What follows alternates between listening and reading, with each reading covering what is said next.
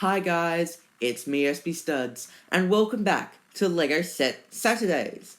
This is the series where I build and review a LEGO set and then give my personal opinion on the set in a out of 10 rating system. Today, I'm reviewing LEGO Set 75966, which is the Hogwarts Room of Requirement. It has 193 pieces, 3 minifigures, and is recommended for ages 7 and up. This set retails for $29.90 in Australia, but it was on discount for $24 at Myer. But before we get into today's mock showcase, the YouTube gods on Mount Olympus have told me that only about 3% of you guys are actually subscribed. So if you guys want to see more LEGO tutorials, mock showcases, and more, then go down below and destroy that like and subscribe button and ring the bell for notifications. Thanks to AutoMine Studios, who is our most recent subscriber. And while you're down there in the description, hop over to my Instagram. I post tutorials from my mock videos and sneak peeks for thumbnails and videos. So if you want to check it out, the link to my Instagram is in the description below. But with all of that out of the way, let's build this thing.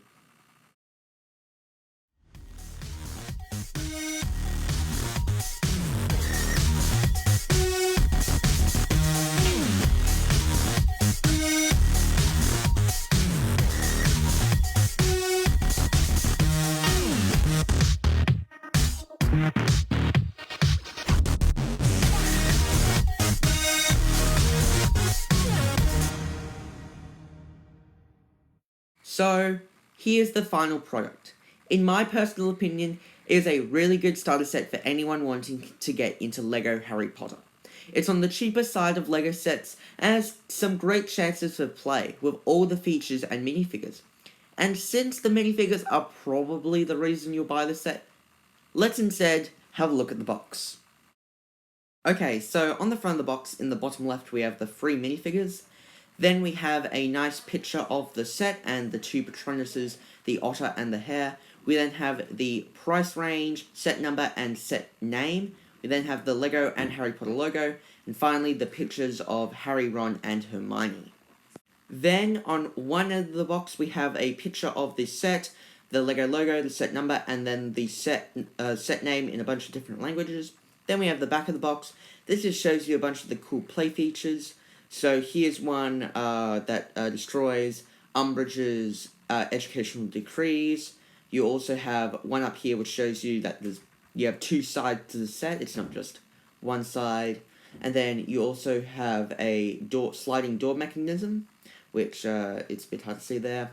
And then you also have the power blasts, which look actually pretty cool. So that would be pretty cool to unbox those. Then we have the top of the box. We have LEGO logo, the set number.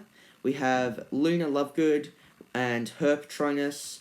We then have the chalkboard with the pictures. We then have Harry Potter and Hermione with her Patronus. And then we have the Death Eater model. And then we also have a scale. So I'll just quickly grab Luna Lovegood. So you can see this just shows you how big the set is in actual real life. So that just gives you a sense of scale with the real world, which I think is actually pretty neat. I like that LEGO does that. Then on the bottom of the box, we have just a bunch of logos and branding and stuff like that. And basically just tells you where the components are, the warnings in a bunch of different languages, the logos of the right, so Warner Brothers and Wizarding World. Then on the other end of the box, we have the LEGO logo, Harry Potter logo, set number, and then we also have a LEGO Life logo. So this is compatible with LEGO Life, like I think pretty much every other set nowadays. Okay, now let's have a look at the minifigures. Starting off with the star of the show, or the movies, I guess, Harry Potter. This, I guess, minifigure captures him really well. The hairpiece is perfect, and the torso print is pretty good. The back print is nothing special, but the tie and everything really brings the whole minifigure together. Harry has a smiley face, and then a sort of more angry, mean face. Next up, we have Hermione Granger. This again captures her outfit pretty well. I'm still not sure on the, face print. But she has a smiley face print and then an angry face print. She has what I think Lego fans call the princess hair, and then her back printing is nothing special, but it does complete her overall sweater. Finally, the last minifigure is Luna Lovegood, and honestly, this is the biggest draw for this set. Luna Lovegood has only ever appeared in the collectible minifigure series, so this is quite a big draw for people who want to get a set of her in it. So this is her in her school outfit with her vest, not a sweater like most of the other Hogwarts students minifigures, and she comes with a really nice hairpiece, and her torso piece is also quite good, and it has quite good printing. I love the cork that they put on it, just as a reference to the movie. I thought that was quite funny, and yeah, and the back printing isn't that good. It's nothing really that special, but then on her alternate expression, she has this kind of shocked face, I guess. And even though it doesn't really count as a minifigure, here's the Death Eater mannequin, which the kids practice their spells on. It has some pretty good chest printing and face printing, and then the back printing is actually pretty good. Much better than the other minifigures, I think. But also, as just another thing on the side, you have both Hermione's and Luna Lovegood's Patronuses. So Luna Lovegood has a hare, and Hermione has a otter. And if you're wondering why Harry's Patronus isn't in there, that's because Harry's Patronus is actually in the Expecto Patronum set, which I actually will be reviewing soon, so watch out for that. Okay, now let's actually have a look at the set. So, starting on, I guess, the back of the set, we have just a couple of cool play features and details. First up, and the most notable, I think, is Umbridge's educational decrees. Basically, throughout the whole movie, this dictatorial ministry official called Umbridge makes all these rules for Hogwarts, and you might have seen that there's actually a play feature to do with these. So, and basically you can knock them down. I'll show you that play feature later, but I like the stickers, and they recapture the signs that make the proclamations actually pretty well, actually. And I think that's pretty cool. Then we have the door to the Room of Requirement. This is basically a sliding door because the Room of Requirement just appears when you want it to. So you can grab a minifigure. Here's Harry for now, and basically say he wants to get to the Room of Requirement. You can just slide the door back, and wow!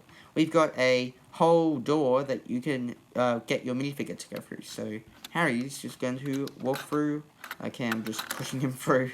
And he can walk into the Room of Requirement. So I think that's actually pretty good, and then you can just slide the door back. So, yeah, I think that's actually a pretty cool play feature. I wouldn't have expected LEGO to actually do that. Because I would have just predicted they do stuff inside the Room of Requirement. But I was wrong, and that's kind of cool. Anyway, now let's have a look on the actual inside. So here's just a chalkboard that actually plays a part throughout the scenes in the Room of Requirement. So it's just a chalkboard with a bunch of pictures and photographs. So you have a photograph of Cedric Diggory and the Order of the Phoenix, and then some newspaper clippings, which I think are about Dumbledore and the Daily Prophet. So then, basically, here's just the door that you saw earlier, so people can walk in and out of that. And you have some blue paneling, which actually makes it a bit more mystical. So that basically just looks like all the Patronuses are flying around, which I think is actually pretty cool. Then, let's have a look at the fireplace. Fireplace is actually pretty cool. There is a sticker behind it that was a bit difficult to put on, but the flames look pretty cool, and there's actually a play feature. So you'll notice that the top of it looks a bit weird with that hinge plate, and that's because this is the play feature that lets you knock down the education decrees. So basically, I'm just going to show you, you just push down on that plate, and boom! Educational decrees fly down. I actually expected that this would be like a lousy play feature, because on the box I would have thought that it would just kind of dribble off. It made it look like it flew off, but I thought it would just dribble off, but no, it actually works pretty well. It flies off, it really does. And I think that that's just a really cool play feature, and I'm really happy that LEGO put it in. Now, you might have noticed that there's some Technic bricks on both sides of this set. And the reasoning for that is that this set then can connect to all the recent LEGO Harry Potter sets, which I think is really good. I was kind of expecting that since this wouldn't really fit in the castle, LEGO wouldn't do this. But as you can see, I'm just grabbing some castle pieces here. So you can literally just connect this up to the castle.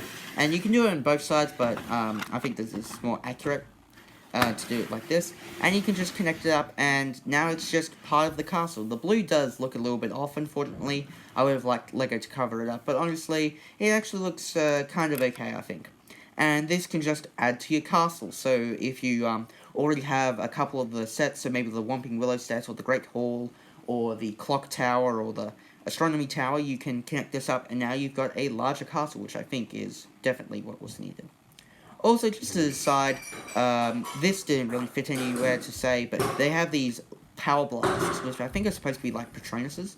Now, I've never really liked these too much, but these are just, I guess, fun for kids to play around. So basically, you put them on a minifigure's hand, then you select a target for them to throw at. And then I think what you do is you, so I'm having a bit of trouble, but you flick it, I think, off their hand, and it kind of like acts as like a bullet, I guess, but it's a Patronus. So yeah, guys, that's all I've got to say about this set. So thank you guys for watching. Make sure to comment down below your favourite LEGO Harry Potter set and what your opinion on the set is overall. I am responding to all comments, so do please comment down below as I will respond. I also have an Instagram where I give you guys sneak peeks, tutorials, and other stuff about my videos. So if you want to check it out, my username is SB_studs, but the link to it is also in the description below. Also, if you want to ask me anything about LEGO or YouTube in general, then feel free to DM me. Also, you guys are like a sliver away from the end of the mock/stop motion competition.